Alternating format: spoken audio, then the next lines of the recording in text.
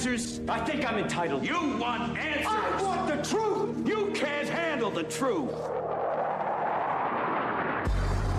This is Larry Connors USA. Larry Connors USA. I woke up this morning, got myself a gun. Mama always said I'd be the chosen one.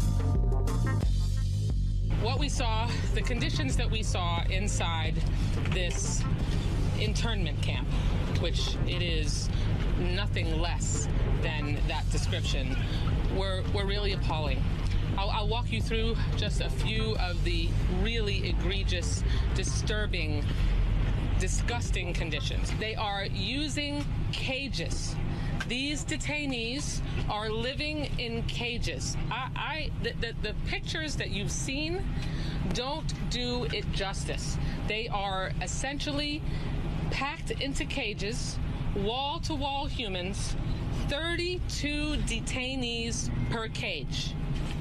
That is the only thing inside those cages are their bunk beds, and there are 3 tiny toilets that are toilet units that have a sink attached to it. Wow, such cruel conditions, such inhumane conditions in Alligator Alley. That is Florida Congresswoman Debbie Wasserman Schultz talking about how inhumane it is that these illegals that came into our country illegally and could have deported themselves but chose not to, and got rounded up. Maybe they were not the ones that were originally targeted by ICE, but they were there when they grabbed someone else, and they're now being put into Alligator Alley, and they're in cages. Do you know what a jail is like? It has bars. Bars. I've seen pictures of these cages they're in. They are not where you cannot stand up and walk around. They're not a dog kennel. They're more than enough room. 32 in each one. They're bunks for 32. And whether or not each is filled, I don't know. 3 toilets for 32 guys, and they're all men. So be it. They don't have any TV. They don't have TV. And I don't know what kind of air conditioning they have or don't have in these tents in the Everglades. It's very possible that we could save more money by just taking all the guards out of the area and let them take over their own facility, and they decide what they want to do. And if they want to go off property and into the Everglades, filled with pythons, other venomous snakes, and crocodiles, go right ahead. I think they prefer to be there. But I'm going to read you in a moment something from her own congressional Facebook page, how she's putting out and crying out for the plight of these poor people. These are grown adults, not children. And in fact, many have committed crimes against children. Welcome to hour number 1, Larry Connors USA. Yep, right out of the barrel again, we are firing. That's the way we begin every program. There's always going to be some excitement and fireworks. We're here every Monday through Friday for you from 6 to 8 p.m. And when we're on the air, we are streaming video. And you can watch the program by going to NewsTalkSTL, Rumble, Facebook, or Twitter. Larry Connors USA, Rumble, or Facebook. And everything goes up later as a podcast at NewsTalkSTL, LarryConnorsUSA.com, and also Larry Connors USA Facebook. And I'll remind you that with Larry Connors USA, you're going to get news, opinion, analysis, and education. You will learn more in this hour than you knew before you began. We make a promise to you every hour we're going to bring you an education in addition to information, analysis, and opinion. I do want to take a moment to remind you, it's a ways off, but you need to make plans now. You will end up, just like we're looking at the calendar now, and think, oh my gosh, we're this deep into summer, getting close to leave it.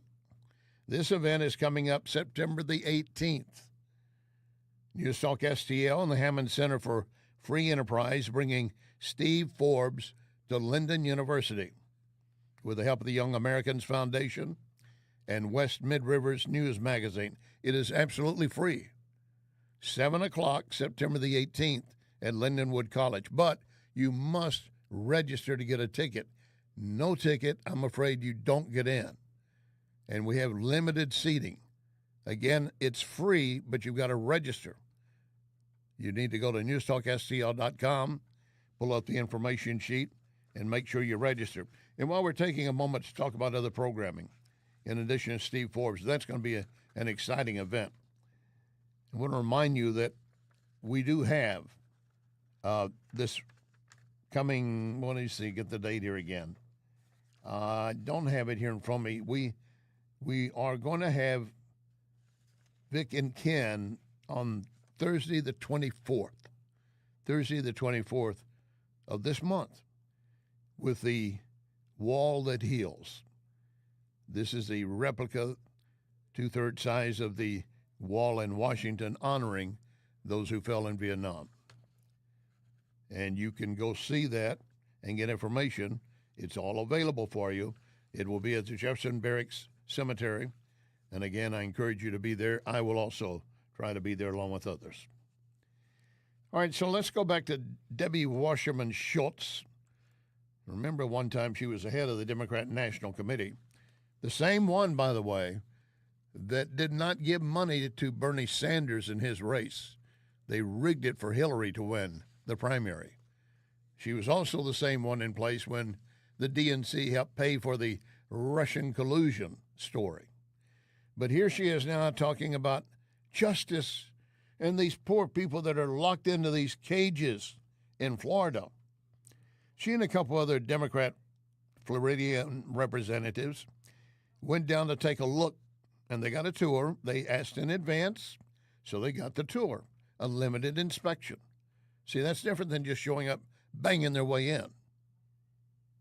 Maybe because they didn't want to go out there without some protection in case a crocodile crossed their path. Here's what she wrote on her Facebook page.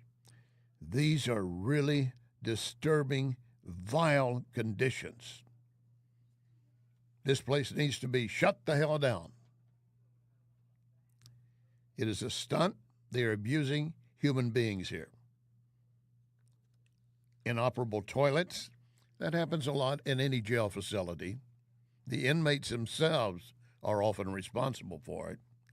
Rampant mosquitoes, so be it. And other insects, little to no access to showers or toothbrushes. Yeah, I'm sure many of them are concerned about their sanitation. Lights on 24 hours a day, extreme temperatures, worms in food. Well, I don't know the situation there. I would not obviously advise that. You don't know what's worse than finding a worm in an apple, right? Finding half a worm. So in this case, if that's the situation, I would say, yeah, let's make that better. But I don't know how much of that is real. Because if you listen to her, everything in there is just wrong. You know why? Because they don't want it. They don't want the illegals gathered up and punished to any extent. So be it. Debbie Wasserman Schultz, continue. You know, later in this hour, we're going to focus on Joe Biden and the autopen, plus a heartbreaking story of a teen who accepted mutilation because she was not properly informed and now deeply regrets it. In the next hour, the wisdom of Thomas Sowell, a man leftists cannot argue against. And I dare them to play the race card. Thomas Sowell is black economist, very sharp, very intelligent. That's why they can't argue against him. But you'll want to hear what he has to say about what we're doing in our country and our world right now. That's Thomas Sowell coming up in the next hour.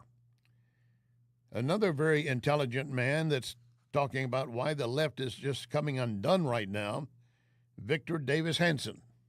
We're getting to the point now the left is entering the era of sedition, insurrection. Why is it happening? We've said in the past that part of it is that the Democratic agenda nobody wanted. They were 80, 27, 30 issues. In the first administration, Donald Trump addressed symptoms of the progressive project. This time he's saying this lunacy, it's caused by certain institutions, foundations, universities, the Democratic Party, public broadcasting, the media. And so he's dealing with the symptoms. And the left is saying, oh my gosh, we have no institutional power. And now the way that we exercise power without having legislative or executive influence, and Donald Trump is starting to address our left-wing monopoly and dominance of those institutions. And if he were to be successful, we would collapse, dissipate, disintegrate. So we're going to go take to the streets, and we're going to use violence, and we're going to do anything possible to stop this Donald Trump counter-revolution. It's going to be very dangerous times. We got to be very careful about what everybody says and not escalate the situation. But it's mostly now coming from a frustrated and impotent left. Yeah, an impotent left. They're wanting to take to the streets, attack ICE agents, because their rhetoric isn't working, not even within their own people. But you've got the leftist mainstream media that's willing to carry the water for them. Listen how MSNBC describes what's happening in our nation right now. A senator handcuffed, people snatched off the streets by masked agents, judges threatened, and the military deployed on U.S. citizens. This is the new normal right here in the United States, even if there's nothing normal about it. It has spurred talks about the state of our democracy and where the country is headed. Supreme Court Justice Ketanji Brown Jackson was asked this week at an Indianapolis Bar Association event about what keeps her up at night, and here's what she said. I would say the state of our democracy. I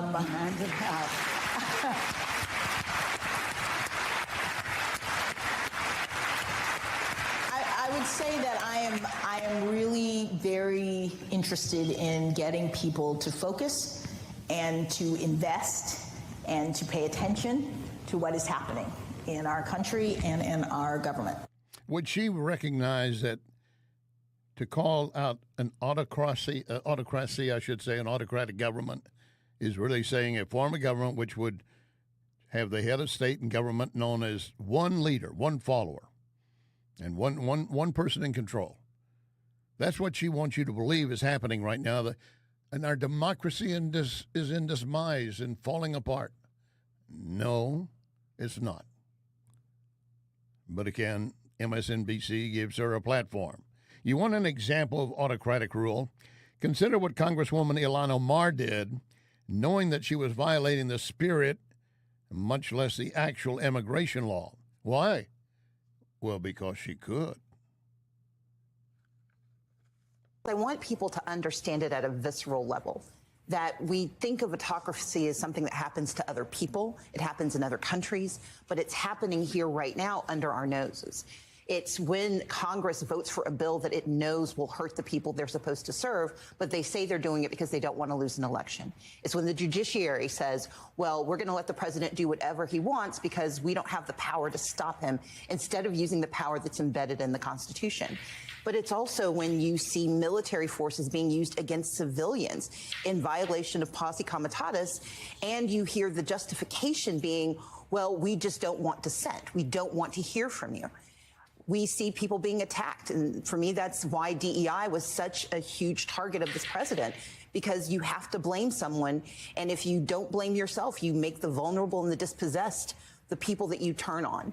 And then most of all, what we have to understand is that this is intentional and it works. It has worked in every nation, whether we're looking at Turkey and Erdogan, Putin and Russia, where no matter where we're looking, these are the steps. But we have the power to push back. And that's Stacey Abrams talking about we can push back. And we need to protect our democracy, as you were hearing SCOTUS Ketanji Brown Jackson was saying.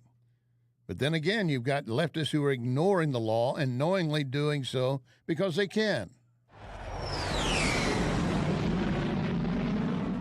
was first made a few years ago, Congresswoman Ilhan Omar tried to knock it down by calling it absurd. Then when the media turned up a wedding certificate, Omar went silent, refusing to make any comments at all, saying she does not talk about her family or personal life. Well, now others are talking, like Abdulhakim Osman, a prominent member of the Minneapolis Somali community, who is now on the record telling the Daily Mail that in 2009, Ilhan Omar married her biological brother, Ahmed Saeed Almi, so that he could legally remain in the U.S. and attend college. At the time, Omar was married to Ahmed Hersey, but it was a religious marriage, meaning there was no Minnesota state record stating that she and Hersey were husband and wife, and so marrying her brother would allow her sibling to get his legal immigration documents. But Mr. Osman isn't just saying that Omar married her biological brother. He also gave the Daily Mail the name of the Christian minister who married them. That minister reportedly says she does not want to be involved or interviewed about Congresswoman Omar. Yeah, of course not. I wonder if they filed jointly on taxes. I just wonder about that. Once again, back to Victor Davis Hanson talking about why the left is so out of control right now. They're losing power.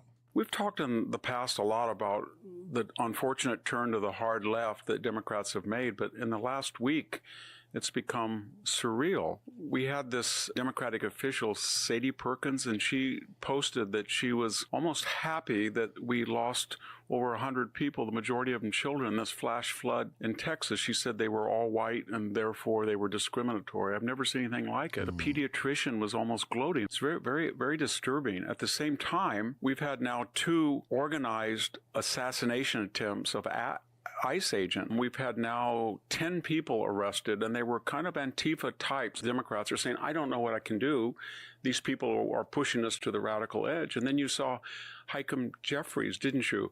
He was posing with a bat, like he was going to club people in opposition to the big, beautiful bill. We're getting to the point now the left is entering the era of sedition, insurrection. We had Karen Bass go to a park and confront ICE agents who were law enforcement people, obeying and enforcing and trying to restore the legitimacy of federal law, which surpasses municipal and state law, remember? And she said, you got to get out of my city. This is insurrection. It is insurrection. And it's also immoral. If a conservative was happy and gloating that a camp full of black children got washed away in a flood, I would condemn them so strongly. But these people see it's okay. They're not condemning. They're just letting it pass. Coming up, how the White House staff used the presidential autopen over and over. Lock and load, ready on the right. You are listening to Larry Connors, USA.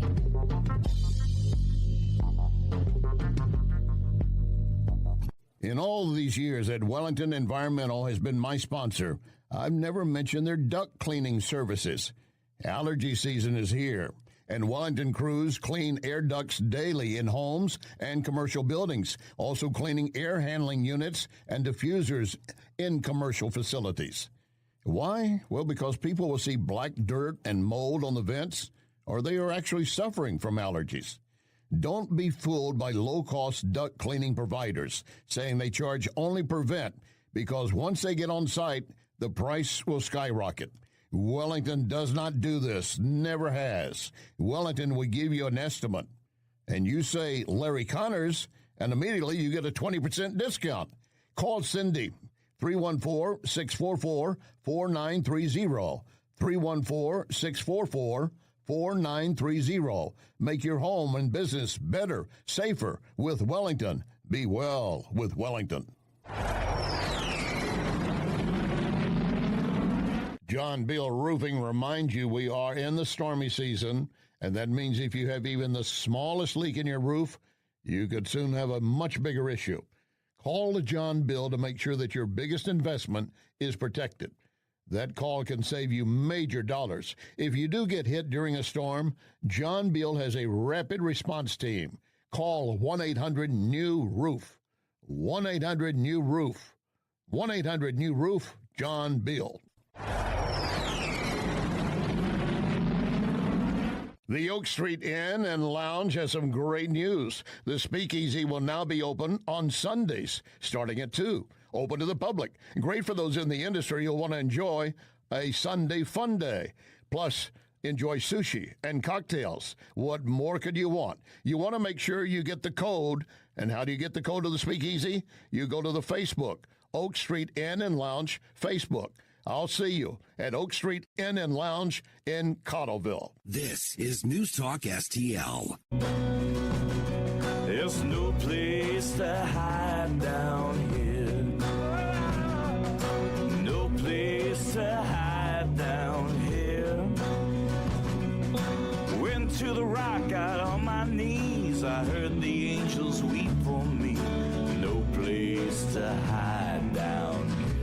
This is Larry Connors USA. Larry Connors USA.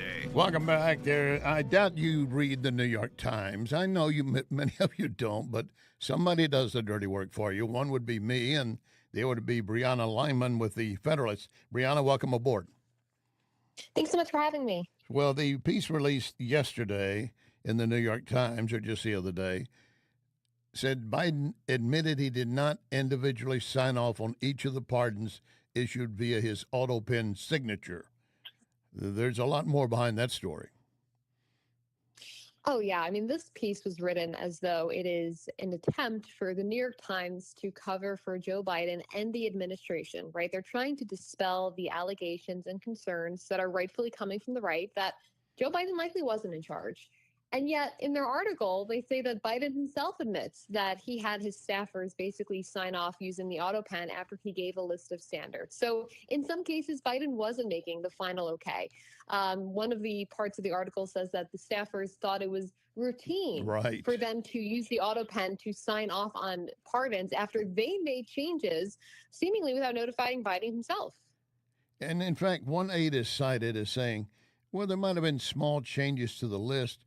This was after Biden signed off. So rather than asking Mr. President, do we keep signing these required revised versions, they just did it anyway, as you said, routine. Right. And then I don't know in what scenario in the real world that would be acceptable. You know, if you work in a regular business and you're making changes to a spreadsheet, even if it's a small dollar amount, you're going to want to get some sign off from your higher up, whether that's the president of the company or your manager, right? Because at the end of the day, the buck stops with them, and the buck stopped with President Biden. And the fact that his staffers were allegedly using the autopen to make serious decisions that are only granted to a president. No other person has the authority the president has within the White House to grant pardons and clemency. And yet, some reason, a group of anonymous staffers did. Well, the other part that is being brought up, the Times itself absolutely offers no tangible proof that Biden approved anything at all. None. Yeah, the only proof that they have is Biden saying, oh, no, like, this is okay, I did that, or his staffers with a few emails. But even in the emails, it says, you know, Biden gets final approval. But what proof do you have that Biden gave that final approval? Because he said, she said does not cut it when we're talking about who was running the country. Well, the other thing is, we're talking about presidential pardons. What else was signed autopen without his direct involvement? Right, that's a great question. And Neera Tanden, she had just did a closed-door meeting with the Oversight Committee back in June, I believe. And she said that, you know, she didn't really interact with President Biden, and she wasn't sure who was giving final approval, you know, for the autopen on other types of documents, right? So it's very unclear where that chain of command was leading to. Maybe it did lead to Biden. You know, of course, there's that possibility, but they haven't offered any proof that it did. And given that we know Biden was clearly mentally incapacitated, it's hard to believe that he was giving that final proof.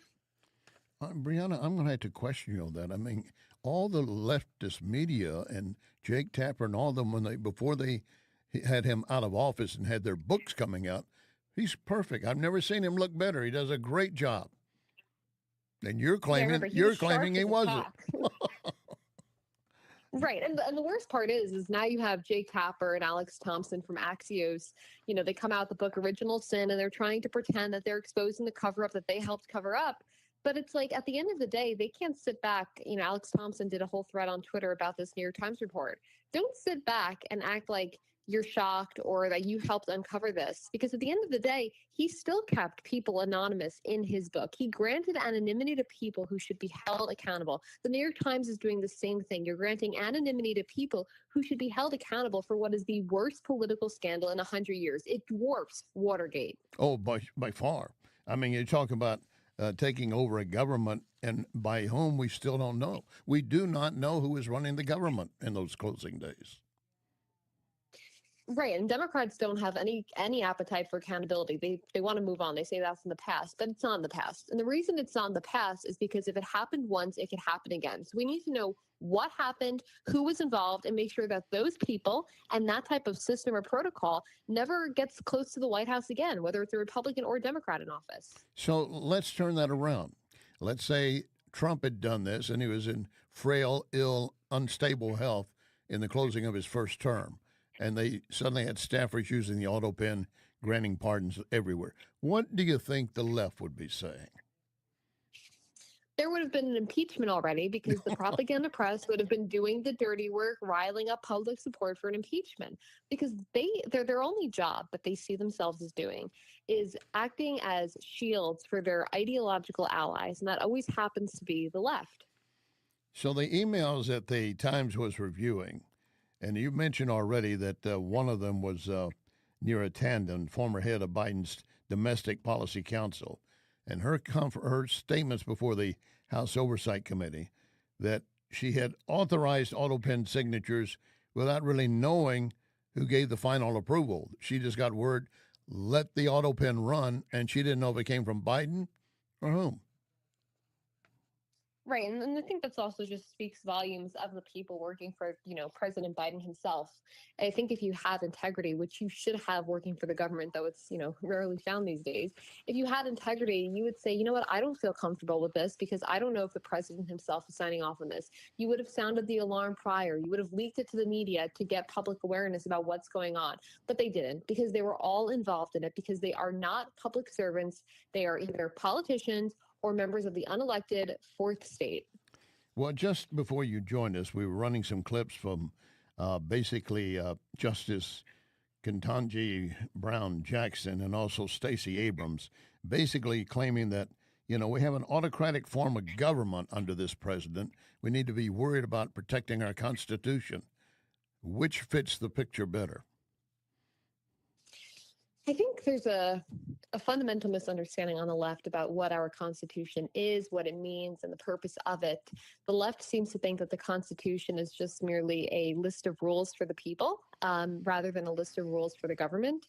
And so they see themselves as having to protect their own interest as an overexpanding government. And I think it's just concerning that you have people like Ketanji Brown Jackson on the Supreme Court, who one day could be joined by 8 other ideological allies. Yeah, and that's a frightening thing. And she still doesn't know what a woman is, to my knowledge. Apparently, the only signature that actually might have been Biden's was on Hunter Biden's pardon. Right. And if that's true, it would make total sense. He wants that to be something that can't be challenged. If these turn out to all be auto-penned, or even whatever ones turn out to be auto-penned, if there's no proof that Biden approved them, of course it calls into question whether they're legal or not. I don't know the answer to that. That's something Congress definitely has to get to the bottom of. But Biden wanted to make sure that his son could not be scrutinized. So I think he was definitely aware of that. I think that was kind of his whole game plan from the day he took office, is that he was going to help his son, which on the one hand, obviously horrible politics. On the other hand, as a father, I don't expect anything less from any father to do what he has to do to protect his son. Not that I think it's okay. No, but, I hear you. I hear see you. his rationale. Well, in the final months of his term, supposedly he issued 4 large sets of pardons, 3 of which were categorized as clemency actions, covering large numbers of people. But then you've got the Hunter Biden thing separate, and probably some of the others that inside the Hunter Biden family or Joe Biden family. But the rest of them, what do we know about some of these guys that were given blanket pardons?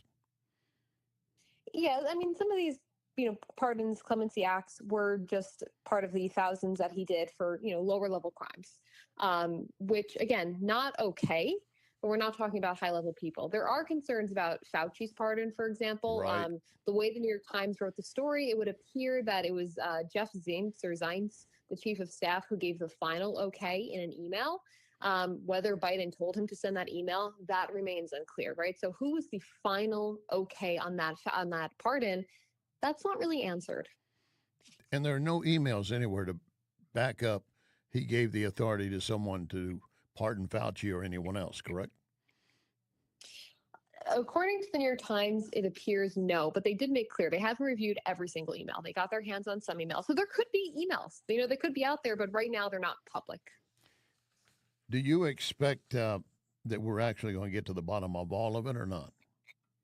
No, I think if we had better Republicans in Congress, we might be able to, but I don't think they have an appetite for accountability either. You know, they have the power right now. They should use it. That's what they were elected to do, and they're not.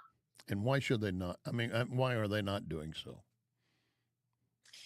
Your guess is as good as mine. I think that you have Republicans who speak a big game, but when it comes down to actually doing the hard work, and it's not just about this, it's about, you know, shrinking the government, closing, you know, deporting people, getting, you know, fixing the 14th Amendment about birthright citizenship, doing things like that. They just don't seem to want to do it. They're not as ferocious as Democrats are when Democrats have the opportunity. Well, to that extent, do you believe there is no Epstein client list to exist? I think that if you believe there's no Epstein client list, then you also have to believe that Ghislaine Maxwell shouldn't be in jail and that Jeffrey Epstein had no reason to kill himself. Because if there was no client list, who were they trafficking underage girls to? Thin air? Excellent point. Brianna, thank you very much for your time, as always. Thank you so much for having me. You bet. Brianna Lyman, Federalist Elections Correspondent. Yeah, that's still an issue. And we're going to deal with that before we wrap up on the issue of Pam Bondi and Patel and some others, but also what's happening with Russia. Stand by, please.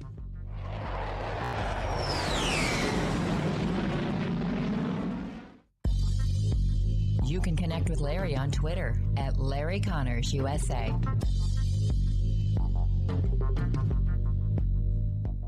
I can tell you how to get a free quick quiz to see how artificial intelligence can boost your company's potential. You go to priglobal.ai, priglobal.ai. St. Louis Business Magazine listing PRI as one of the leading IT companies, and PRI has its own AI lab to develop what your business needs. priglobal.ai, priglobal.ai. You want the best place to watch baseball or any sport and be able to enjoy premium cigars and whiskeys? Lit Cigar Lounge. Lit has so many events each month. You need to constantly check the Lit Cigar Lounge Facebook. You don't want to miss anything. Plus, you can order food from Napoli Brothers Pizza and Pasta, delivered within minutes right to your table. By the way, we're in the season for great patio dining. Napoli Brothers Pizza and Pasta has your table waiting. Replacing your windows and doors? Do not settle for ordinary. Go extraordinary. Renewal by Andersen, the full-service window and door replacement division of Andersen, a name trusted for more than 120 years. Their exclusive FiberX material combines the strength and durability of wood with low-maintenance features of vinyl. You get windows and doors twice as strong as vinyl, energy efficient, built to last. For a limited time, get 25% off every window, patio door, or entry door. No payments for 18 months, zero interest. This is their best new client discount. Dial pound 250, say the keyword windows, or visit rbastl.com. Pound 250, keyword windows, rbastl.com. Get your free estimate. Renewal by Andersen. Superior products, exceptional service.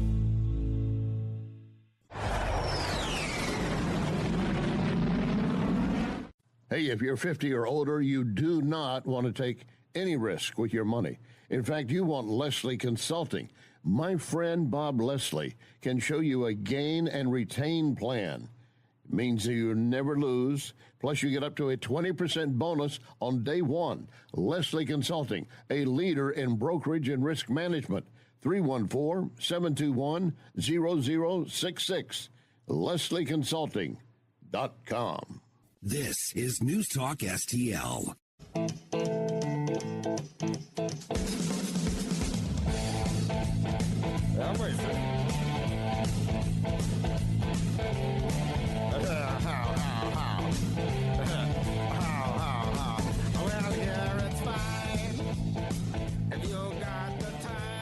This is Larry Connors USA. Larry Connors USA.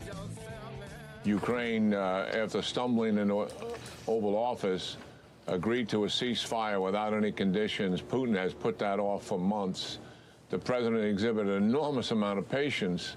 And largely because, when they're talking to each other, Putin talks nice. He talks about mutual economic benefit. He says, I'm as interested in peace as you are, Mr. President. But then Putin plays hard on the battlefield. The truth is, during that entire time, he escalated the war, particularly against civilians, as we have all seen. And the last few days have demonstrated the culmination of the scale and size of that escalation. 500-600 things flying in the sky, largely against civilian targets. So the president is frustrated. Putin wanted him to get frustrated. And he wanted the president to pull away, Dana, and stop supporting Ukraine just out of frustration and leave it alone. But that's not happening. No, it's not. We'll explain how in just a moment.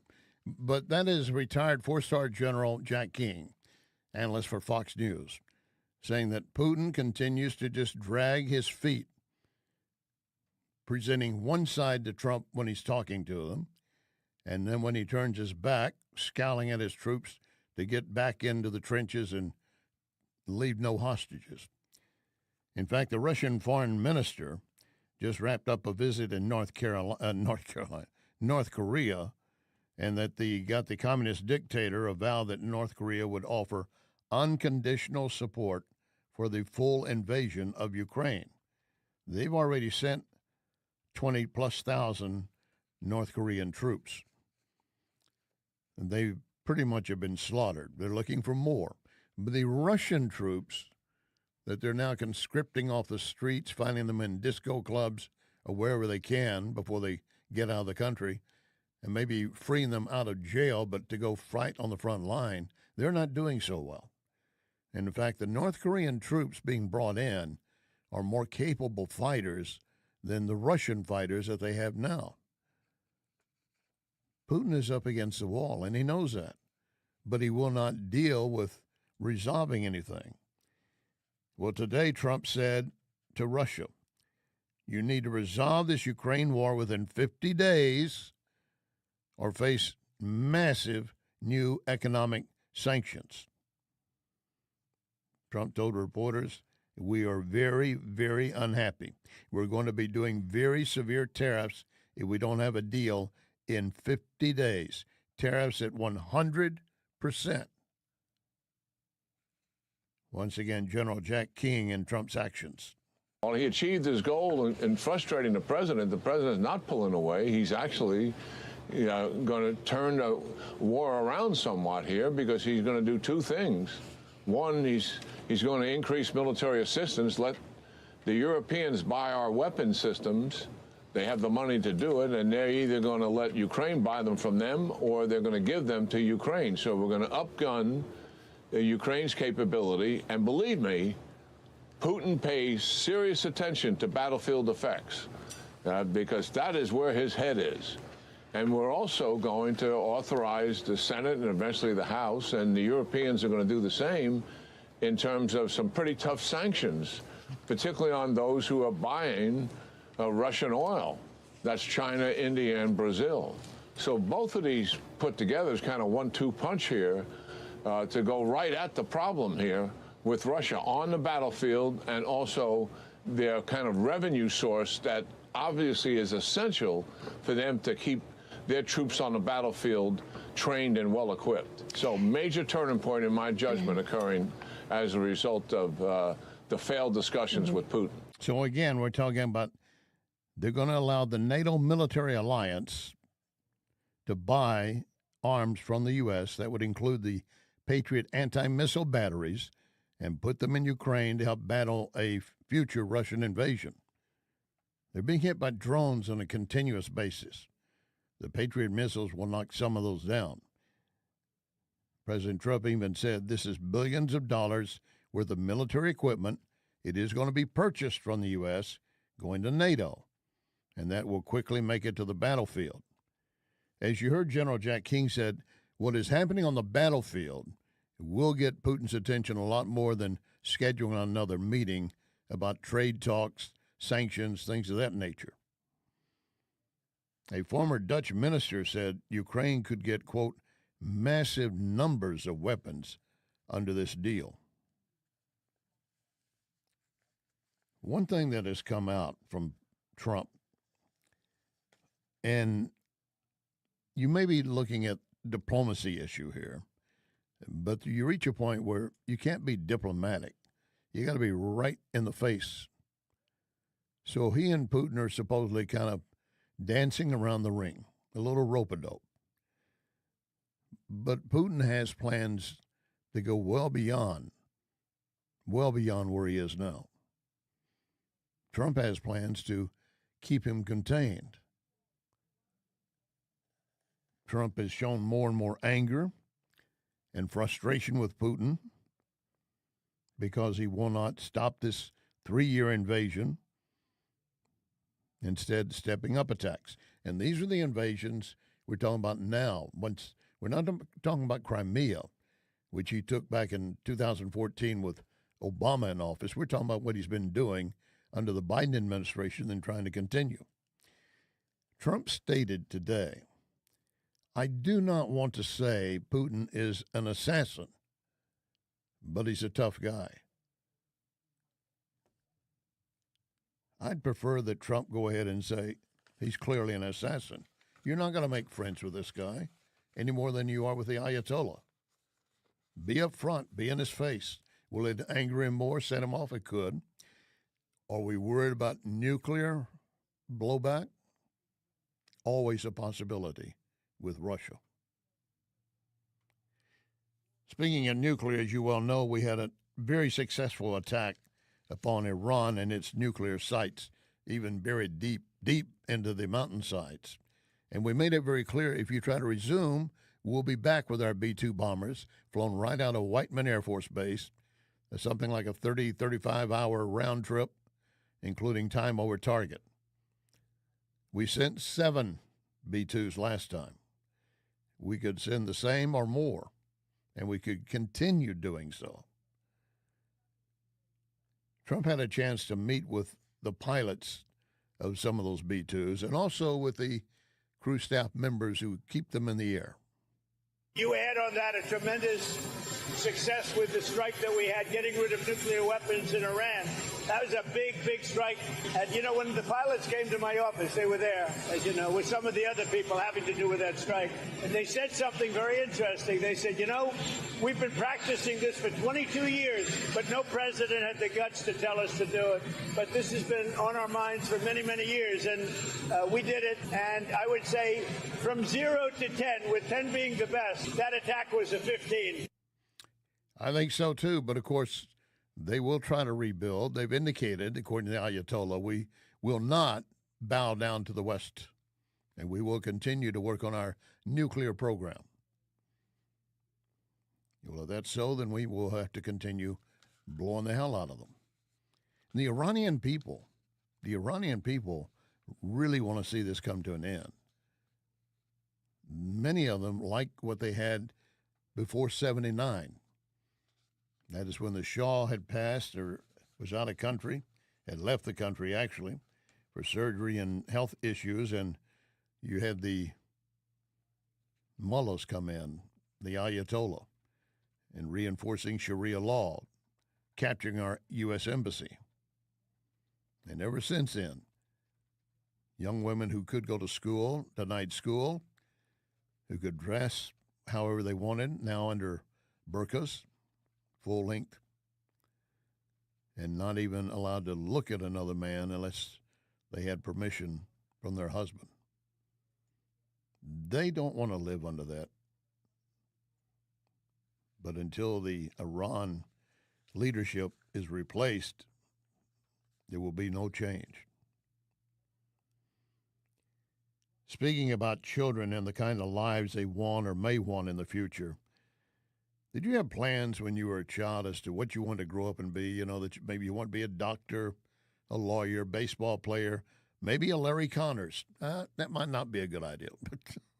But whatever you wanted, you had dreams and visions. But what if you were suddenly thinking, because folks around you were telling you, you're not really a boy, you're probably a girl? There are so many stories of children being talked into mutilating their bodies in the name of transgender. This is a crime. It is a crime, and something that many, if not most, will later regret. Coming up, the story of one young woman. Her story when we continue. You are listening to Larry Connors, USA. The Napoli heritage of fine dining continues with Napoli Kirkwood. Napoli Kirkwood, now open. So add that to Cafe Napoli in Clayton, Napoli 2 in Town and Country, Napoli 3 in St. Charles, right next door to Napoli C, and don't forget about Napoli Brothers Pizza and Pasta in the district, Chesterfield Valley. All of those locations, plus now, open, Napoli Kirkwood. This is Larry Connors, USA. Larry Connors, USA. I hadn't even learned algebra in high school yet. But I was old enough to choose to have healthy parts of my body electively amputated. I was sold a product, medical transition, by professionals and institutions who told me that it would fix my distress and save my life. I was told that if I didn't do this, I would probably end up dead. But here's what they didn't tell me. They didn't tell me that taking cross-sex hormones and undergoing major surgery at 14 years old could leave me with pelvic floor dysfunction and urinary incontinence, problems I have to manage now as a young adult. I'm only 20 years old. They didn't tell me that these complications are common enough to be known risks, and yet they were hidden from me at an age where I didn't even understand what these terms meant. That was a young woman, now 20 years of age, that went through gender-affirming care, as they like to call it, mutilation.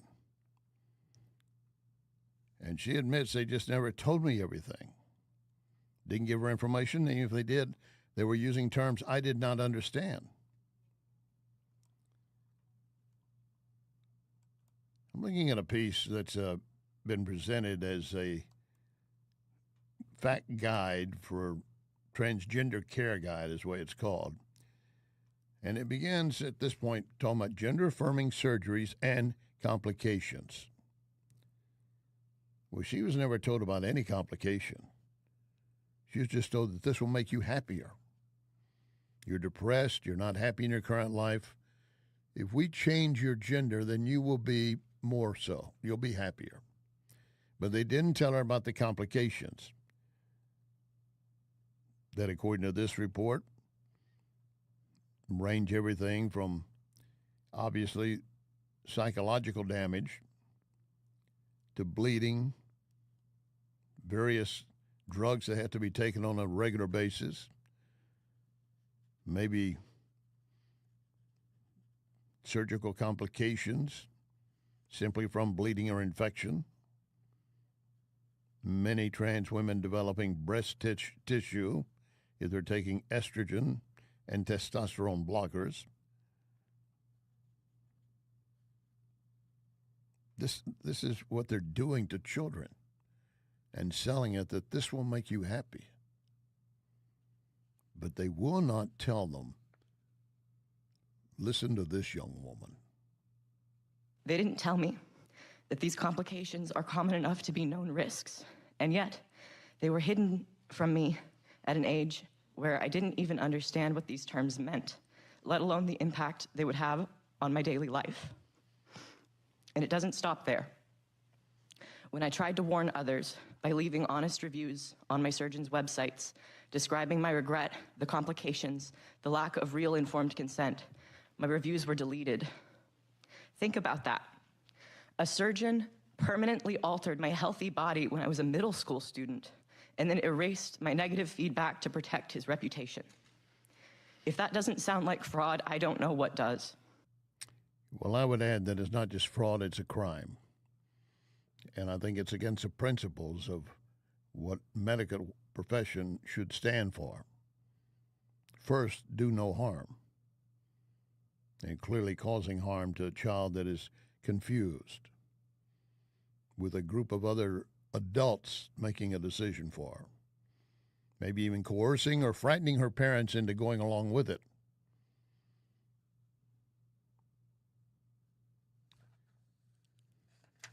You know, if you lose a child in a tragedy or something, you're never going to have them back. You're always going to have that loss. So sometimes they would use that as an example of this is why you want a transgender. Don't you want your child alive even if they're a transgender? And parents get lost in that argument. And they agree to let their children be mutilated. Coming up next, Pam Bondi, Bongino, the status on that, and the Epstein files. Remember our pledge, one nation under God.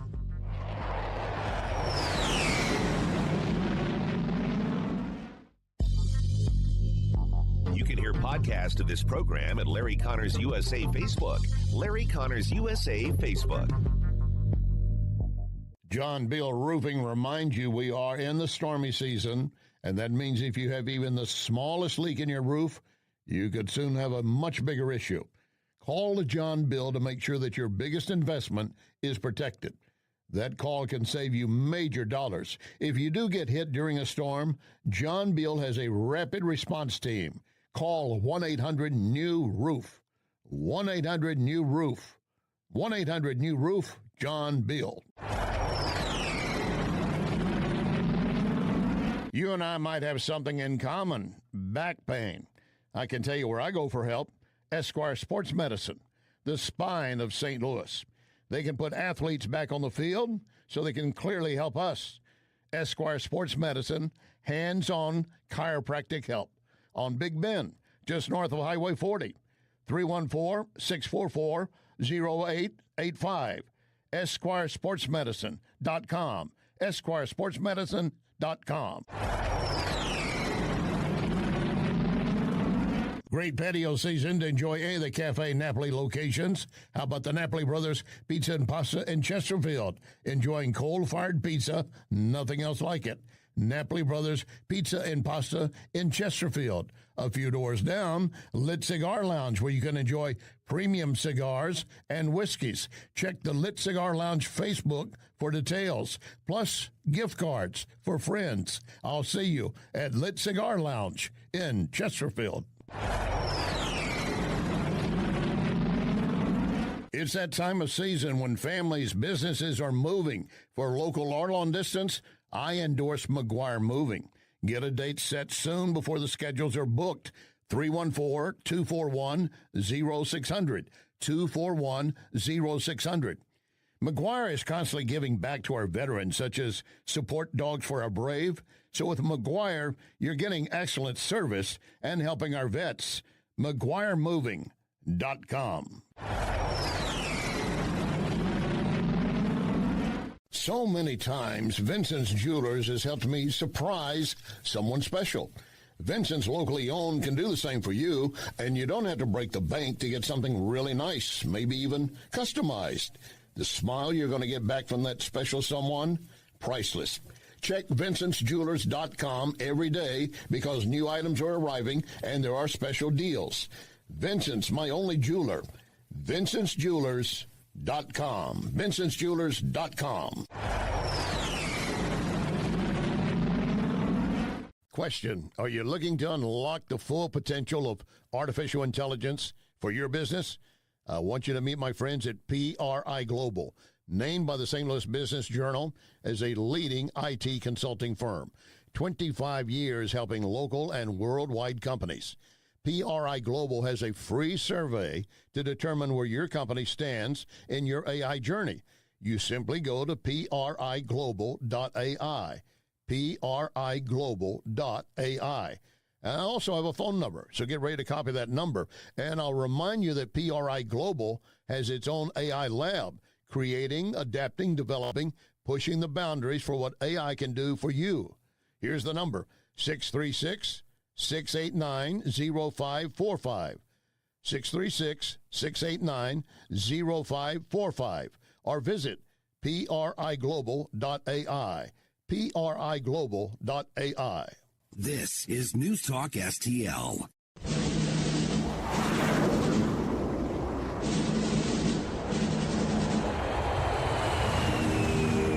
You want answers? I think I'm entitled. You want answers? I want the truth! You can't handle the truth! This is Larry Connors USA. Larry Connors USA.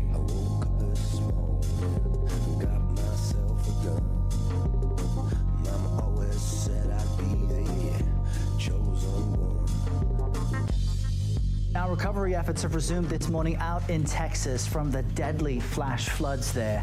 At least 132 people are now confirmed dead, but more than 150 are still missing. New flooding over the weekend paused efforts to find victims. CBS News reporter Karen Hua is in Kerrville, Texas once again. And Karen, I think you've been there now for just over a week. Where do recovery efforts stand? So, Errol, in the 10 days we've been here in Kerrville, we've really come to understand why they call this part of Texas Flash Flood Alley. It rains, it downpours pretty sporadically, just like it's doing right now. And yesterday was really the worst we'd seen it, the most severe, certainly, which that's what officially stopped those search and rescue efforts, those recovery efforts. On Saturday, that's the first time officials switched over from using search and rescue to recovery efforts. And there is a distinction. Search and rescue, you hope to still find some alive. When you're in recovery efforts, you're simply trying to find and account for all the bodies and return them to their families so the families can have closure. I want you to keep something in mind of what these rescue workers are going through.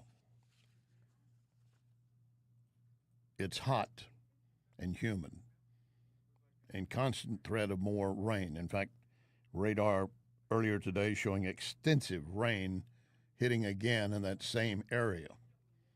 They're not getting any relief to that extent.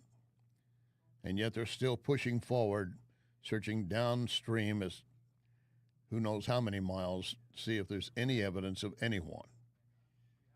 And they will end up finding more bodies, but very unlikely anyone alive. But they're still doing it. Volunteers coming out doing whatever they can. There are so many stories that come out. One was that girls as young as 7 were awakened by the flooding that had devastated their area previously. And in this case, they were awakened by the flooding, so they were able to get out of the way. And now, as I said, and you heard in that report, Texas being pounded by another series of heavy rains. They have a Riverside Memorial in Kerrville, Texas. This is all taking place in the Hill Country, which is north to northwest of San Antonio. Beautiful area. But it's called the Hill Country because obviously it has hills. And you have drainage issues that normally would be creeks and streams that would be able to hold everything. But not in this case, as they continue to get pounded and have been pounded since July 4. I urge you to keep them in your prayers because there's not much else that can be done for these that are lost at this point. But you also need to pray for those who are looking for them. And I don't mean for their safety, although that is important, but also for their state of mind because of what they're having to go through. Those who are out there digging through what they can to find maybe bodies of adults, more than likely bodies of children, there is no way you can comprehend unless you've been in the midst of it. I have on numerous occasions, but I was doing it as a reporter, not actually looking to pull bodies out. But even as an observer, stuff you could not put on television, you would not put on television, is heartbreaking. Welcome to hour number 2, Larry Connors, USA. Here we are, July 14, 2025. And reminding you, when we're on the air, we are streaming video. You can watch the program. Very easy to do so. You simply go to NewsTalkSTL Rumble, Facebook or Twitter, Larry Connors, USA Rumble, Facebook, and everything goes up later as a podcast at NewsTalkSTL, LarryConnorsUSA.com, and Larry Connors USA Facebook. I'm asking you to bear with me, fighting a little throat issue today, but we'll get through it. And we show up every day for you, fired up and ready to give you everything we have. And in fact, in each Larry Connors USA program, you're going to get news, analysis, opinion, but you're also going to get education. And I will deliver on it each and every hour. We have, in fact, coming up later, words of wisdom from Thomas Sowell.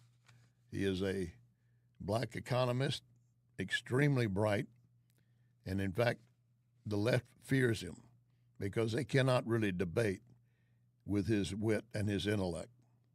That's coming up a little bit later. But another issue that obviously has been in front of everyone, and that is what's happening with Patel, Bondi, the Epstein papers, and Trump. Well, one person stepping out, and Bongino supposedly is back in place, but it's not clear what's going to happen. He did not go into the office Friday, and apparently largely separated himself from most of his colleagues. And as of this morning, no one in leadership of the Justice Department had said that they'd spoken to Bongino since Wednesday, when he implied he could no longer continue as long as Pam Bondi was in position. Part of this is over the Epstein issues of listing clients. When Pam Bondi said, I have them all on my desk, and then later said, I just have to go through them, and then later said there is no list of Epstein clients. I'm willing to take the story that, and I'm not really willing to, but the suicide issue I can put aside for Epstein. Not willingly, but I can. But I cannot accept the fact that there is no client list of Epstein associates who either visited his island or was involved in some of his girl trafficking, child trafficking. And Megyn Kelly is coming out firing against what's happening. What kind of an attorney general would pretend she's giving new information to some of the president's most loyal advocates in the press, buying ink by the barrel? So either Pam Bondi knew she was about to embarrass some of his most loyal surrogates out there and did that willingly, or she didn't take the time to make sure what was in those binders. She was too lazy to actually figure out none of this is new. And yet she called a meeting with the influencers that included Kash Patel, the head of the FBI, and the sitting vice president. So she's either lazy and incompetent, or she willingly humiliated some of the president's most loyal supporters. Neither one of those is good, and that's why I'm sorry, but I'm going to predict her days are numbered as a member of the Trump administration. Now, they might well be. CNN and, of course, the leftist media quick to grab hold of this.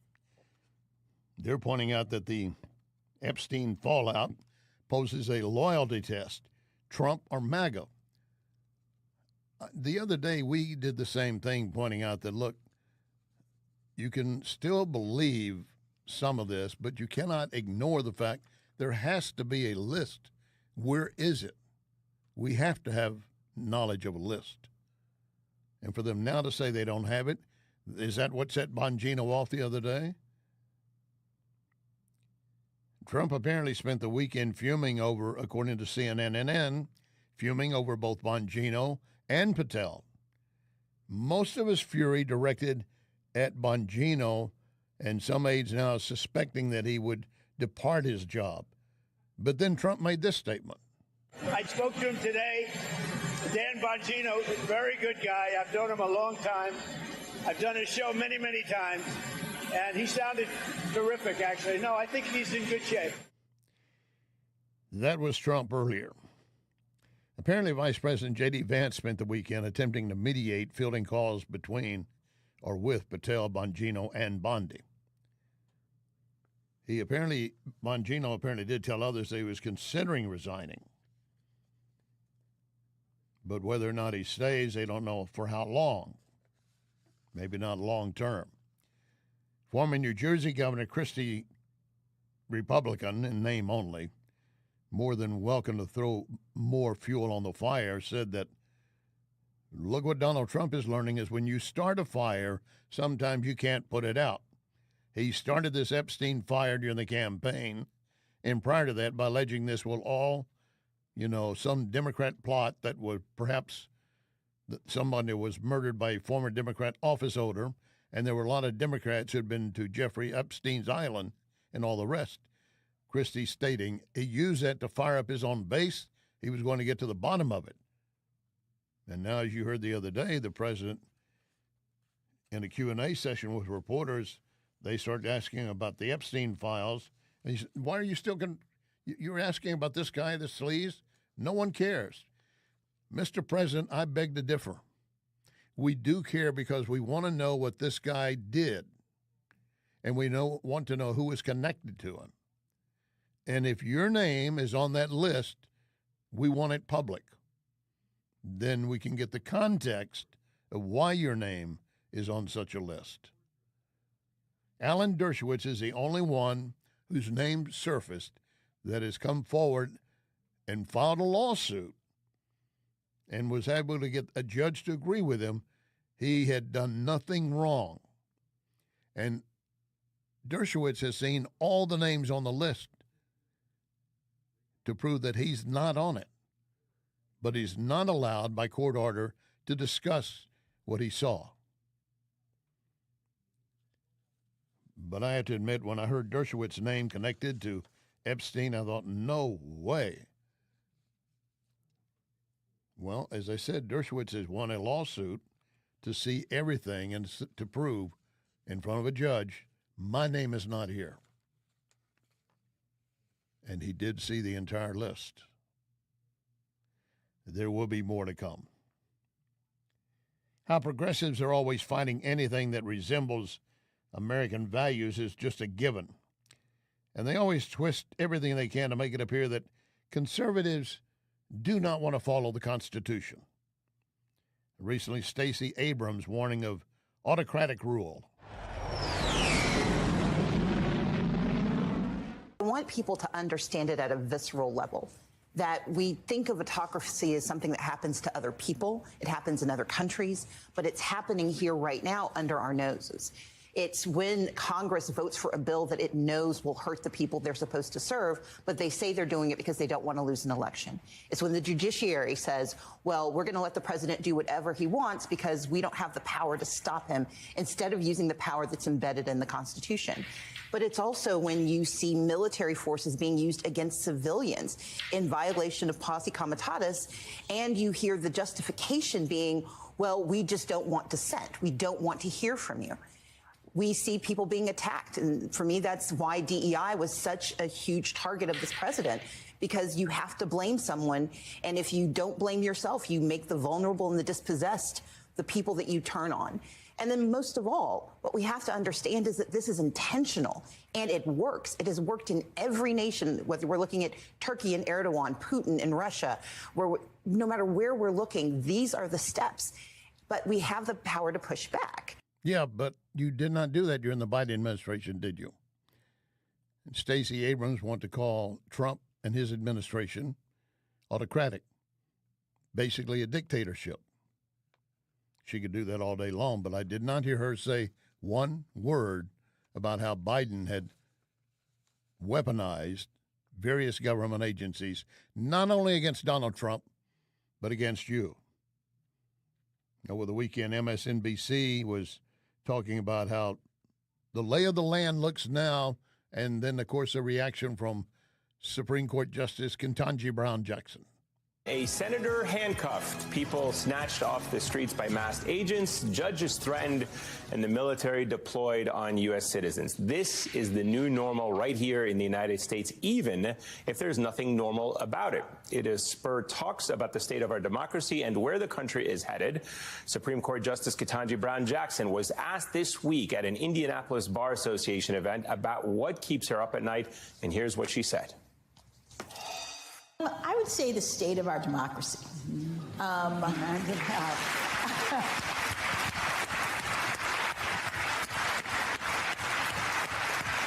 would say that I am really very interested in getting people to focus and to invest and to pay attention to what is happening in our country and in our government.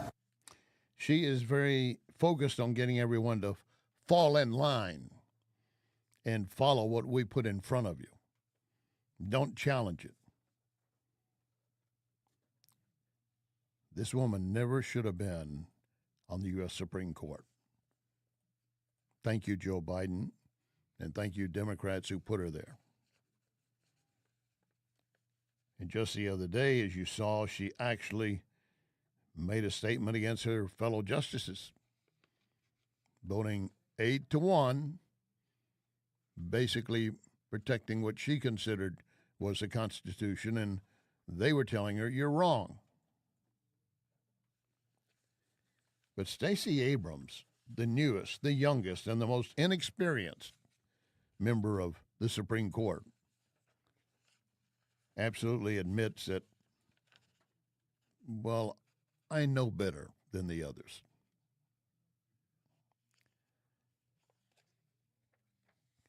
Justice Ketanji Brown Jackson, who during her confirmation hearings could not even tell you what defines a woman. You remember that? When Tennessee Congresswoman Marsha Blackburn was asking her, what is a woman?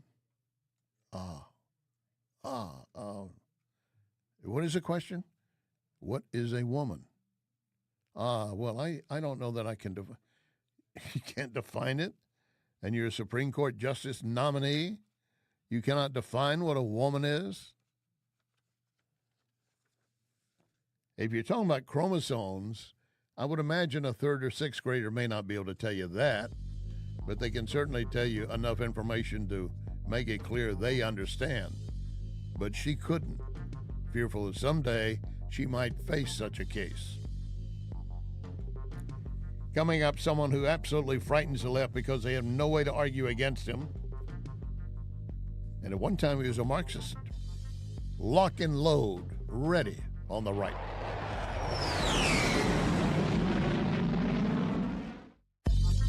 You are listening to Larry Connors, USA.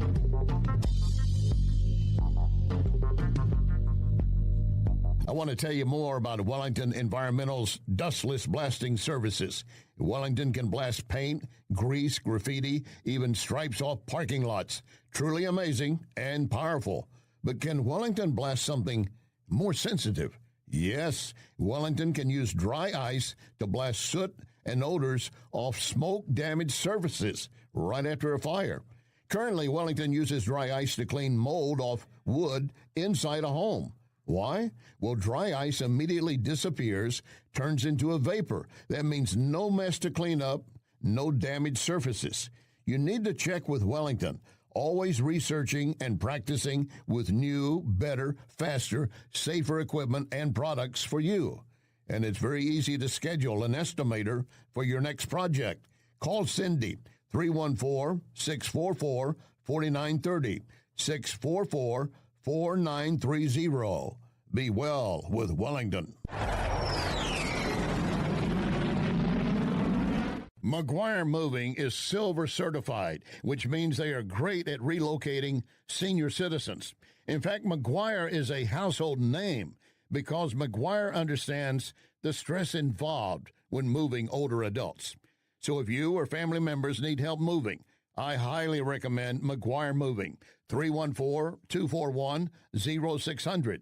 241-0600. Get a free in-home estimate.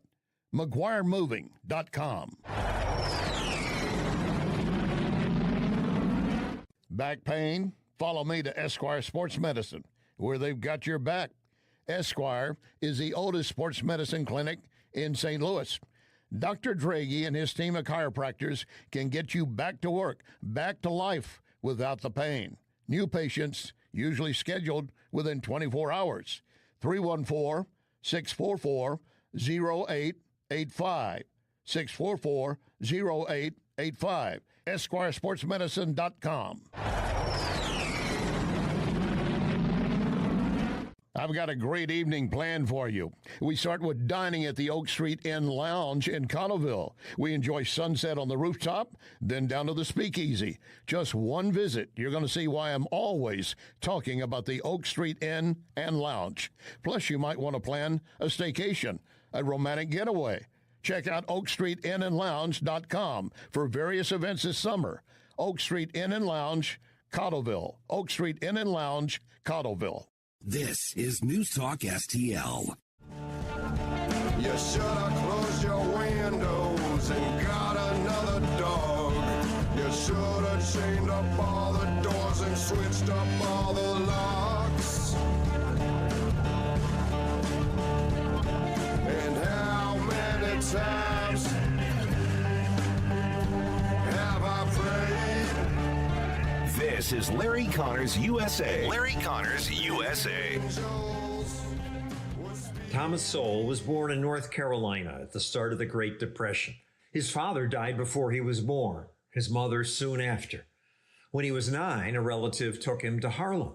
We were much poorer than the people in Harlem or most anywhere else today. But in another sense, in the sense of the things you need to get ahead, I was enormously more fortunate than most black kids today. Partly because a friend showed him the Harlem Public Library. When you start getting in the habit of reading when you're 8 years old, that's a different ballgame. His reading and early life experiences turned him into a Marxist. So I would take the Fifth Avenue bus, pass all these Lord and Taylor and all these fancy places, and then suddenly there were the tenements. And I wondered, why is this?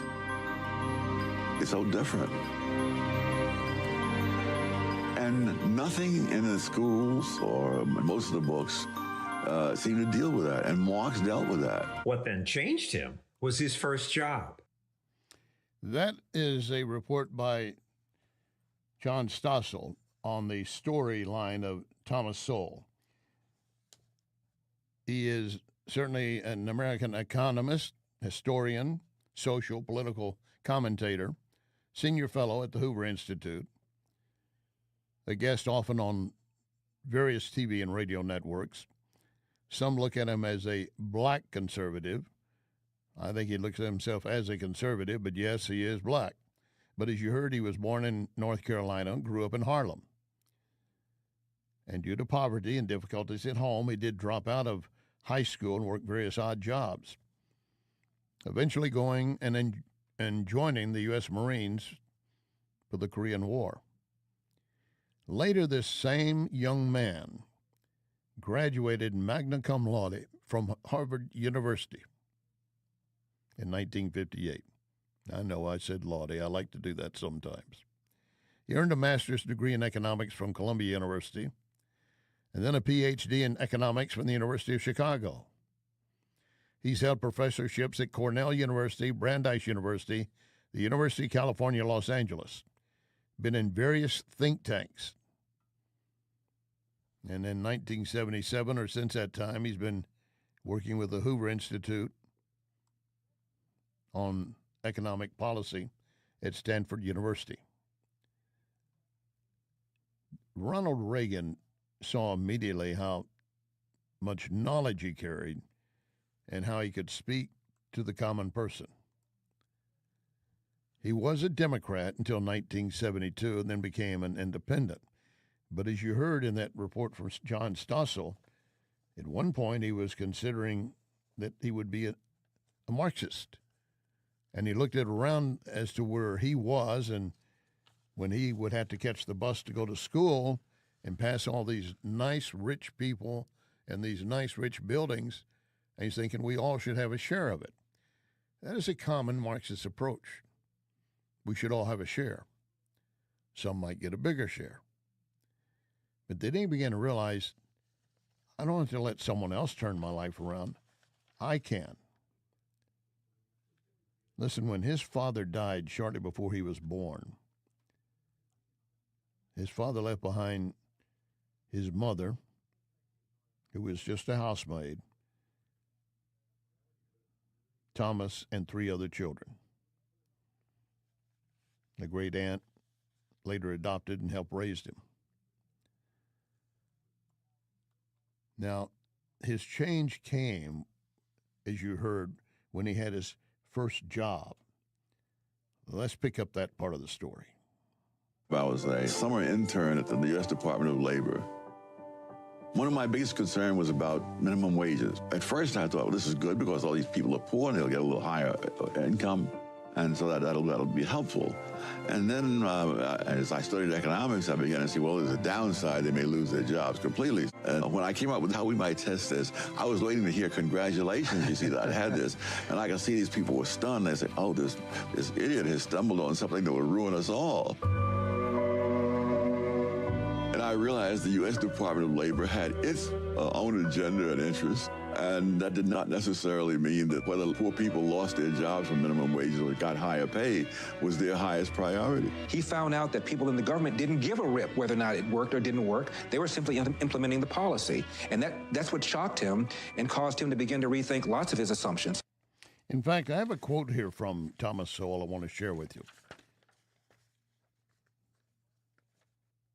If you have always believed that everyone should play by the same rules, that would have gotten you labeled a radical 50 years ago, a liberal 25 years ago, and today a racist.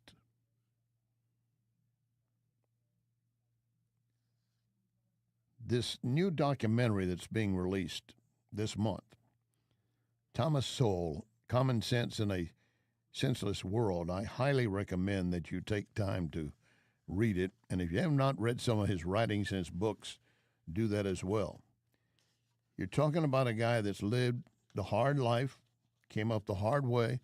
Nobody gave him anything.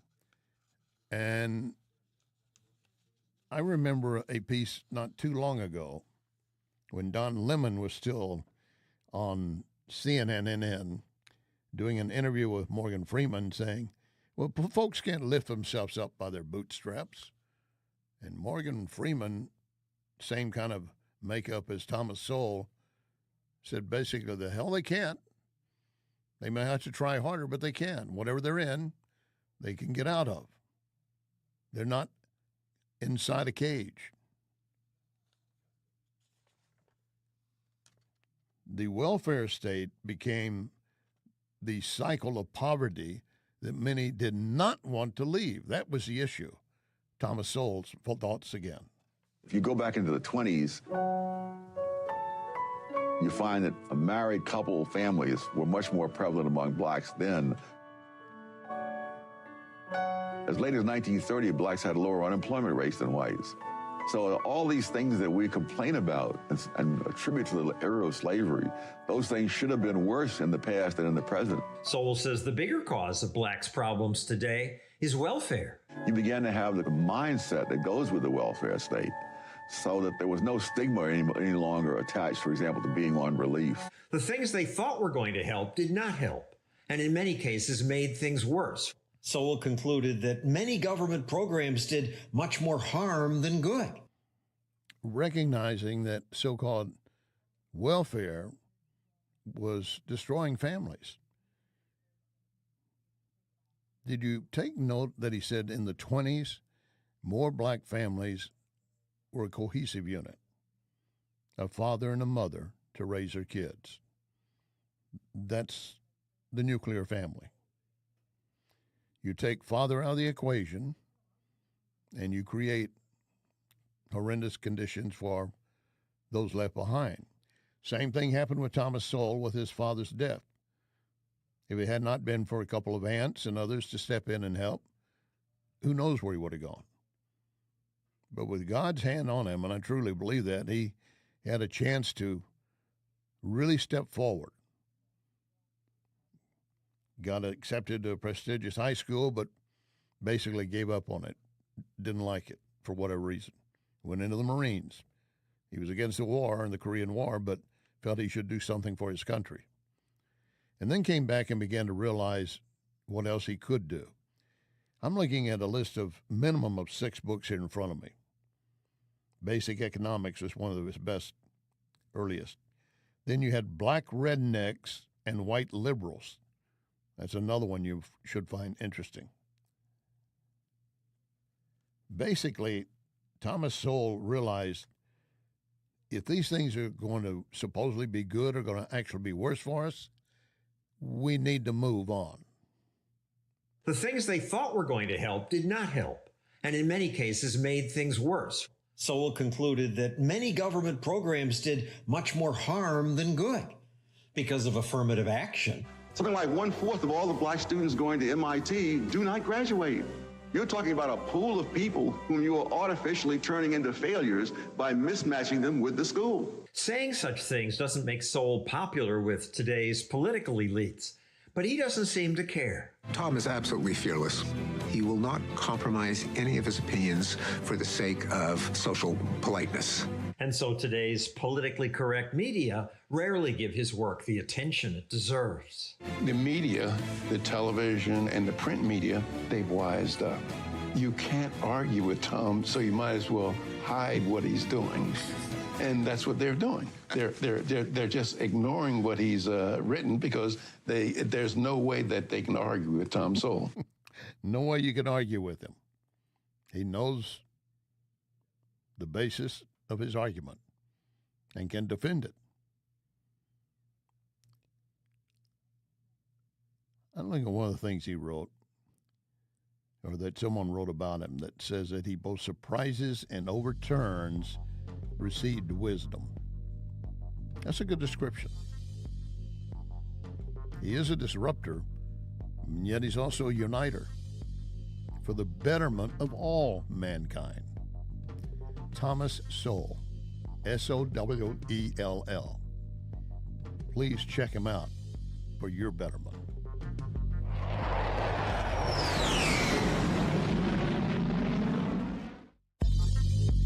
You can connect with Larry on Twitter at Larry Connors USA.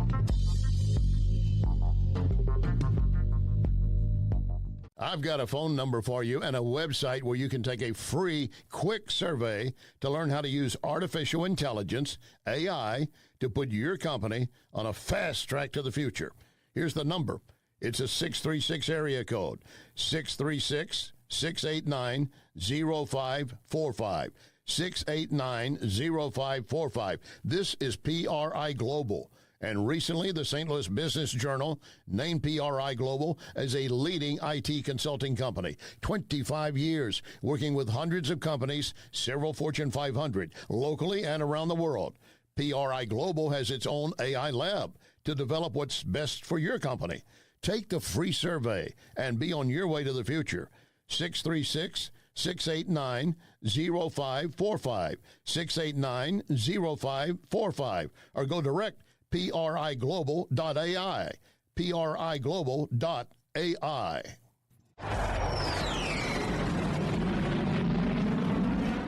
Replacing your windows and doors? Do not settle for ordinary.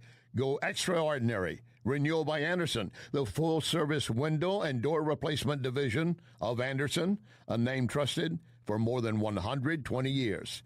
Their exclusive FiberX material combines the strength and durability of wood with low-maintenance features of vinyl. You get windows and doors twice as strong as vinyl, energy efficient, built to last. For a limited time, get 25% off every window, patio door, or entry door. No payments for 18 months, zero interest. This is their best new client discount. Dial pound 250, say the keyword windows, or visit rbastl.com. pound 250, keyword Windows, RBASTL.com. Get your free estimate. Renewal by Anderson. Superior products, exceptional service.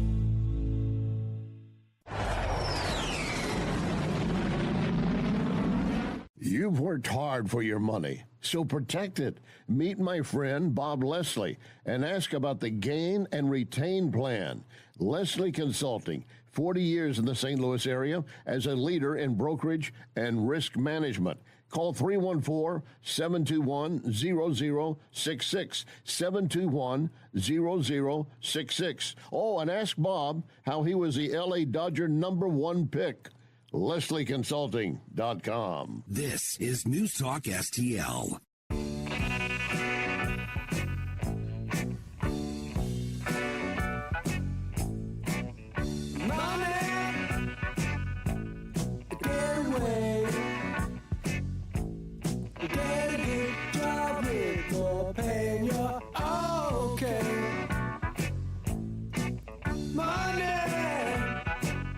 This is Larry Connors USA. Larry Connors USA. The bottom line is that President Trump has produced a huge amount of tariff revenue. With the tariffs we've seen in the first half of the year, the Congressional Budget Office has said that tariff revenue over the next 10 years, which will help reduce the deficit and secure our entitlement programs, it's $3 trillion. And consumers haven't seen that. You know, consumer price index inflation right now is the lowest it's been in over a decade. And so what President Trump has always said is that the foreign suppliers, the foreign governments are going to bear most of the tariffs. It's being visibly seen. And I think that that's probably affecting his negotiating position because we've got all this empirical evidence that his position has been proven correct in the data. That is the National Economic Council Director, Kevin Hassett. He said everything Trump said has been proven. We've got the data. Where are all the chicken littles that were running around? The sky is going to fall if Trump pushes his tariffs. Everybody will turn their back on us. He was trying to make us an isolationist country. At no point was he doing that. He was looking to keep trade going, but make it fair to Americans. Do you think it's right that if you go to the store and you're buying, I don't know, maybe you're buying hamburger beef and you want a large quantity. They say, well, we can sell this to you for $50. Well, you think, I guess that's a good price. But then somebody else comes along, maybe Larry Connors. They say, you want something? We'll give you the same amount for $35.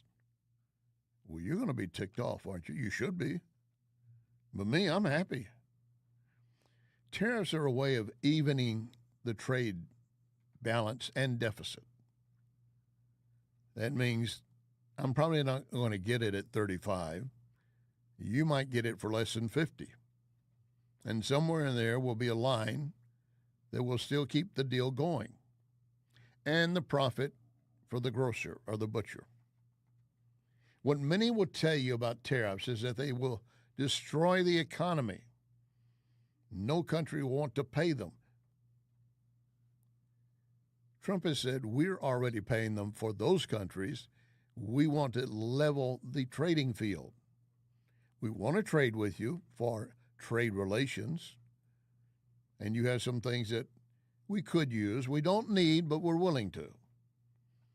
And there are a lot of things in this country that they need. They need us more than we need them.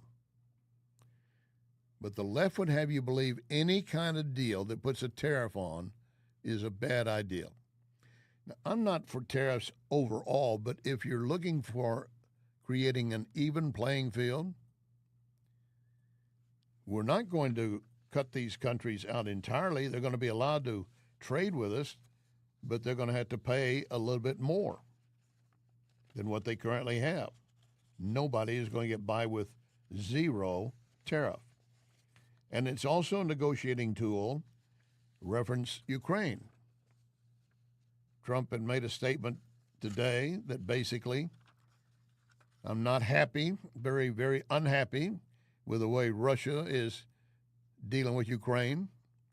That's why we're selling, not giving, selling Patriot batteries to the European Union. They, in turn, will put them into Ukraine. We're making money off of it, so it's not a giveaway. And Trump has basically told Russia, if you cannot resolve this in 50 days, we're going to hit you with more sanctions in Russia. We will raise our tariffs to 100%. Well, what if Moscow says, well, we're going to hit you with a 100% tariff? What do we need from Russia that we have to have? Caviar? Yeah, I like it. But I can go without it. And I seldom have it anyway. What else do they have that no other country has? I can't think of a single thing I can't get somewhere else. Russia needs oil and gas at a minimum, and food and grain. If we stop that, and we've already got them shuttered from any oil or gas from the U.S., they're getting it from Iran, although I think that loophole is closing, and they're getting it from China, and China is trying to make friends with Russia. But we don't have to take part in any of it. So Trump's admitted that if we don't have a deal in 50 days to end the Russia-Ukraine war, you're going to be hit with tariffs of anything you buy from us at 100%. Can Russia get the same thing from elsewhere? If they can, they could care less, but they can't. They can get look-alike, facsimiles thereof, but maybe they can't get them in the amount they will need.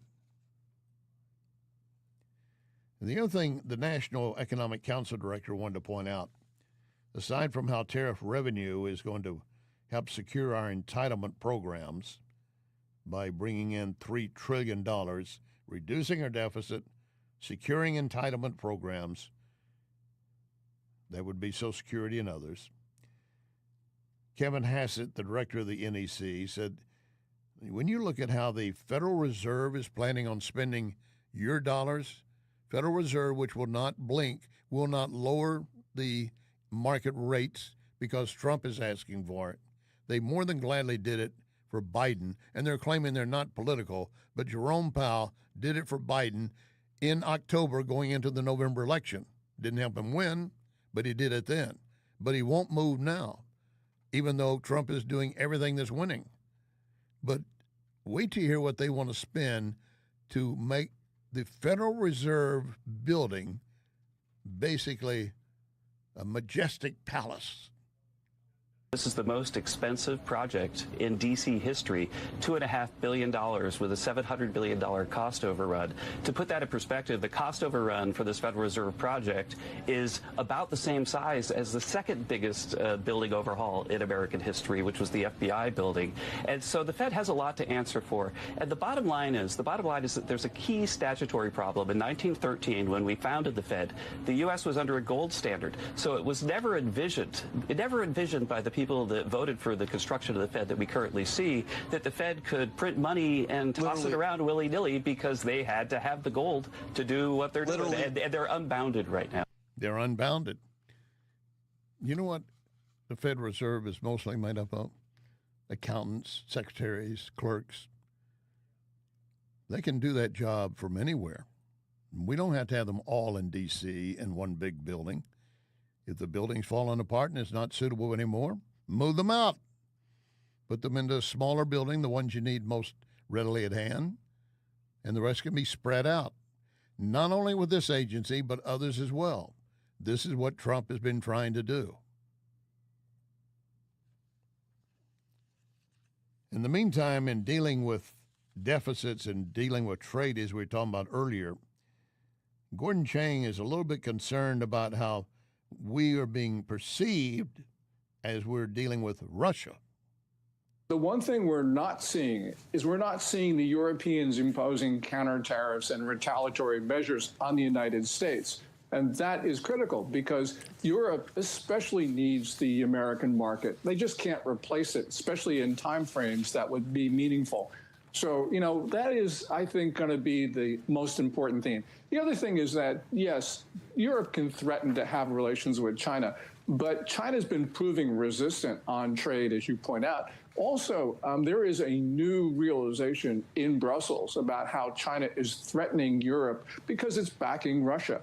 We heard those very important comments from Wang Yi, the Chinese foreign minister, to the EU foreign policy chief about how China cannot let Russia lose. Well, that's really affecting the EU's position on trade as well. So, yes, there's a lot of noise, but at the end of the day, the most important thing is that everybody needs the U.S. consumer market. It still comes back to the U.S. That's Gordon Chain. We have him on the air often. He's an expert on China and talking about how China is dealing with the EU and with Russia, trying to keep all lines of communication and trade open. But the one they cannot break or sever is with the U.S. They are now rushing out orders trying to get ahead of a truce that currently exists between Beijing and Washington. The briefing is, according to the Chinese producers, are facing weak demand at home on harsher conditions here in the States, where they sell more than $400 billion worth of goods annually. That's a big plus for China, and they need it. In the meantime, their trade surplus grew to $114 billion last year. I don't want to get deep into the weeds, but outboard shipments from China on a year-on-year date from today went up 5.8% when it was forecast to be only a 5% increase. And Gordon Chain and others are stating there are signs that demand is beginning to wane. And so they're trying to get ahead of an August tariff increase, get everything out the door before they hit with another tariff, because they know they're going to lose more money. And why would China be losing? Because they won't step in line with what Trump wants. And why is Russia going to continue to lose? If they continue to push into Ukraine and do not take the next 50 days to resolve this, he's going to hit them with a 100% tariff. These are a lot of numbers to throw around. And I know in many cases it's hard to follow. But you just simply understand this. President Trump and our nation are in the driver's seat. The other two in the back seat. And I don't know if they're buckled up for what's coming. We'll find out. Trump met the other day with the B-2 pilots and other crew members that were part of hitting the Iranian nuclear facilities. He had high praise for them, and they had praise for his leadership. You add on that a tremendous success with the strike that we had getting rid of nuclear weapons in Iran. That was a big, big strike. And, when the pilots came to my office, they were there, as you know, with some of the other people having to do with that strike. And they said something very interesting. They said, we've been practicing this for 22 years, but no president had the guts to tell us to do it. But this has been on our minds for many, many years, and we did it. And I would say from 0 to 10, with 10 being the best, that attack was a 15. It was. Now, of course, terms have been thrown around. Keep in mind, this was the Fordo fuel enrichment site, the most heavily fortified, and they also hit other facilities as well. And some have said, was it obliterated, damaged, just inoperable? And in addition to what we did with our B-2 bombers, right out of Missouri, right to Iran and back, in addition to what we did, Israeli fighters have continued to pound the roads and other routes leading to the Fordo plant.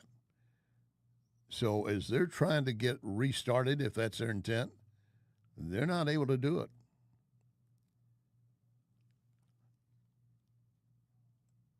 I'm wondering if this might provide possibly an opportunity for those in the Iranian leadership that are against where they stand right now to step back and say, is this the time we can change government?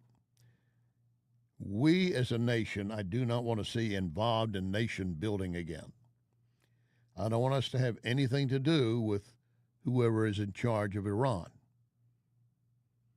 But I think if given enough opportunity, the people of Iran will decide they want the change and they will carry it out. Of course, that means they're going to have control of the military. That means they're going to have the weapons.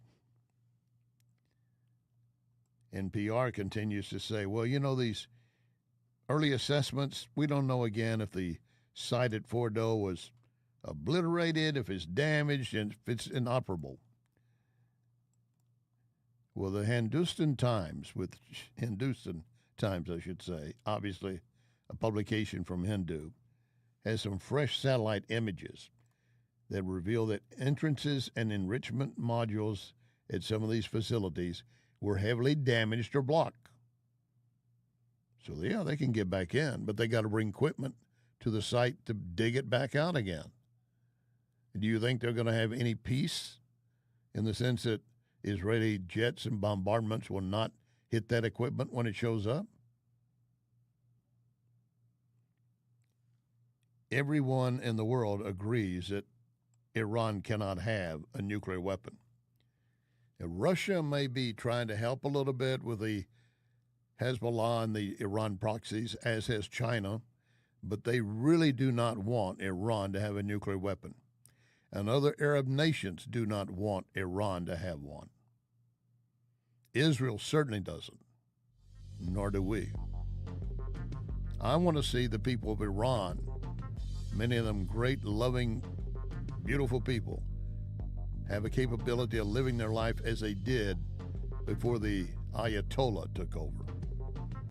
Roll back to the early 1970s, the time of greatness and joy. Remember our pledge, one nation under God.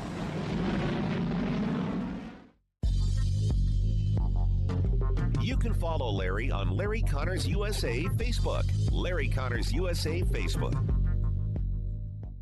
This is Larry Connors USA. Larry Connors USA.